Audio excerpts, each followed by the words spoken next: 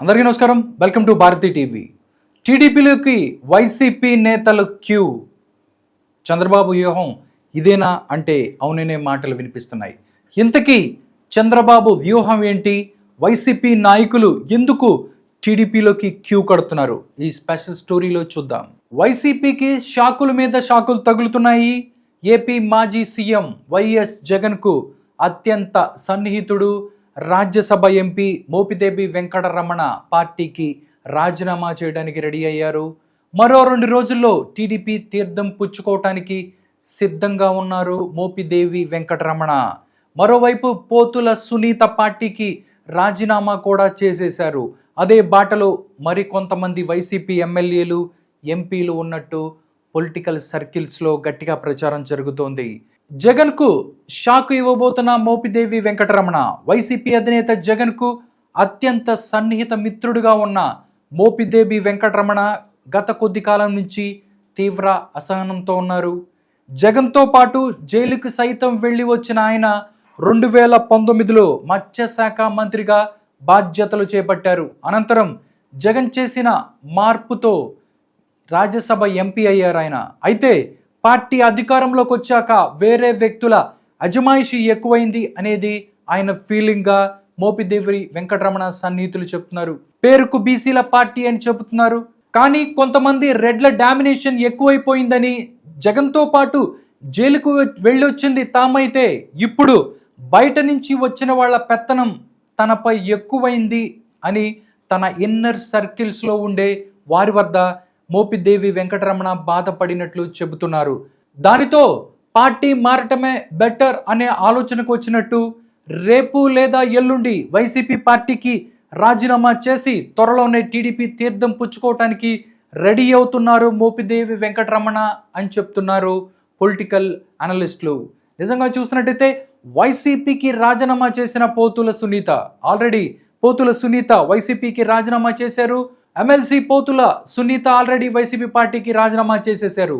గతంలో టీడీపీ నుంచి వైసీపీకి వెళ్లిన ఆమెకు ఎమ్మెల్సీ పదవి దక్కింది. అయితే 2024 ఎన్నికల్లో ఘోర పరాజయం తర్వాత ఆమె కాస్త సైలెంట్గా ఉంటూ వచ్చారు. ఇప్పుడు ఏకంగా వైసీపీకి గుడ్ బై చెప్పేశారు ఆవిడ. త్వరలోనే ఆమె కూడా మళ్ళీ టీడీపీలోకి వెళ్ళిపోయే ఛాన్సెస్ ఎక్కువ ఉన్నాయని చెప్పి అంటున్నారు పోతుల సునీత సన్నిహితులు. అదే రూట్లో కూడా మరికొందరు ఎంపీలు ఎమ్మెల్యేలు కూడా ఉన్నట్లు తెలుస్తోంది. వైసీపీ పార్టీకి చెందిన కొంతమంది ఎంపీలు ఎమ్మెల్యేలు కూడా జంప్ జిలానీ కావడానికి సన్నద్ధం అవుతున్నట్లు సమాచారం అందుతోంది. అసెంబ్లీ ఎన్నికల్లో వైసీపీ గెలిచిందే 11 మంది ఎమ్మెల్యే సీట్లని. వారిలో జగన్ మినహా ఉన్నది 10 మంది ఎమ్మెల్యేలు. మరి వారిలో ఎంతమంది పార్టీ మారే ఆలోచనలో ఉన్నారో తెలియాలంటే కాస్త మనం వెయిట్ చేయాలి. అలాగే ఎంపీలు సైతం ముఖ్యంగా రాజ్యసభ నుండి ఎవరెవరు పార్టీ నుంచి జంప్ అవుతారు అన్నది ఇప్పుడు ఏపీ పాలిటిక్స్లో ఆసక్తికరంగా మారింది. అయితే తాజాగా అందుతున్న సమాచారం ప్రకారం టీడీపీలోకి ముగ్గురు, అంటే మోపిదేవి వెంకటరమణ, గొల్ల బాబురావు, అలాగే మస్తాన్ రావు, వీళ్ళందరూ కూడా టీడీపీలోకి రాబోతున్నారు అన్నట్లు తెలుస్తోంది.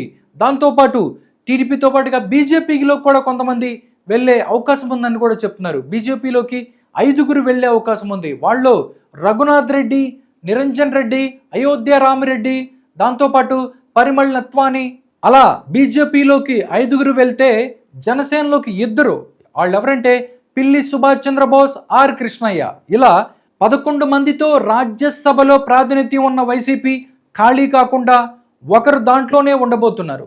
ఆ విధేయత గల నమ్మకస్తుడు వైవి సుబ్బారెడ్డి లేదా విజయసాయి రెడ్డి అనే విషయం ఆసక్తికరంగా మారింది రాజకీయ వర్గాల్లో. అసలు చంద్రబాబు స్కెచ్ ఏంటని అది కూడా చాలామంది మాట్లాడుకుంటున్న పరిస్థితి. ఆ జంపింగ్ జపాంగులను చంద్రబాబు ఎందుకు చూసి చూడనట్లు వదిలేస్తున్నారు అనేది హాట్ టాపిక్గా మారింది. గతంలో వైసీపీ నుంచి ఎమ్మెల్యేలు చేర్చుకుని 2019 ఎన్నికల్లో ఘోరంగా దెబ్బతిన్నారు చంద్రబాబు నాయుడు.